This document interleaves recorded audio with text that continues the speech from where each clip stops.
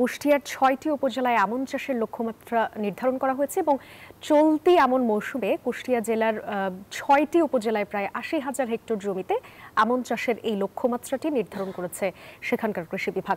তো এই বিষয়ে বিস্তারিত জানাতে আমাদের সঙ্গে যুক্ত হচ্ছেন সহকর্মী মাহতাব উদ্দিন লালন। লালন, আমনের ফলন কেমন হয়েছে আর কৃষকরা কাঙ্ক্ষিত দাম পাচ্ছেন কিনা বিস্তারিত জানাবেন। জি ধন্যবাদ। আপনি যেমনটি বলছিলেন আসলে কুষ্টিয়াতে এই বছর এই মৌসুমে ৮০,০০০ হেক্টরের বেশি জমিতে আমন চাষের লক্ষ্যমাত্রা নির্ধারণ করেছে স্থানীয় কৃষি বিভাগ। আমি কৃষি বিভাগের কর্মকর্তাদের সাথে কথা বলেছি, তারা যেটি বলছেন যে আবহাওয়া অনুকূলে রয়েছে, ফলে কাঙ্ক্ষিত ফলন পাওয়ার পাশাপাশি কৃষকরা লাভবান হবেন এই আমন চাষ করে।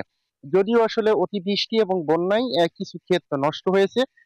জেলার দৌলতপুর, মিরপুর এবং ভেড়ামারা উপজেলা অর্থাৎ পদ্মা এবং গড়াই তীরবর্তী অঞ্চলের কিছু কিছু জমির আমন ক্ষেত কিন্তু আসলে নষ্ট হয়েছে এবং এই কৃষকের কিন্তু ক্ষতিগ্রস্ত হয়েছে। বাকি জেলার যে ফলন, কাঙ্ক্ষিত ফলন মিলবে বলে আসলে কৃষি বিভাগের কর্মকর্তারা আশা করছেন। তারা বলছেন যে যেহেতু এই ধানটির উপরে কিন্তু আসলে অনেকটা নির্ভর করতে হয় কুষ্টিয়া জেলার যারা আসলে কৃষক রয়েছেন, বিশেষ করে এই জেলার চালের চাহিদা কিন্তু এই আমন মৌসুমে অনেকটা পূরণ হয়ে যায়। বাকি বোরো এবং আউশ মৌসুমের যে ধান সেগুলো কিন্তু উদ্বৃত্ত থাকে, যেগুলো জেলার বাইরে সরবরাহ করা হয়ে থাকে। আমি কৃষকদের সাথে কথা বলেছিলাম, কৃষকরা যেটি বলছেন যে আবহাওয়া অনেক অনুকূলে রয়েছে।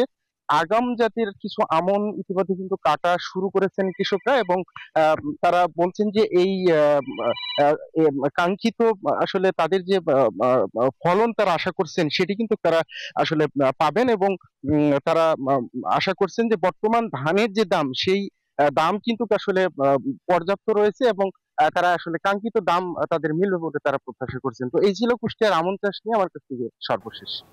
বান্ডেল থাকলে প্রতি সেনমানিতে টাকা বাঁচবে। বিকাশ সেনমানি বান্ডেল কিনে জিতুন প্রতি লেনদেনে।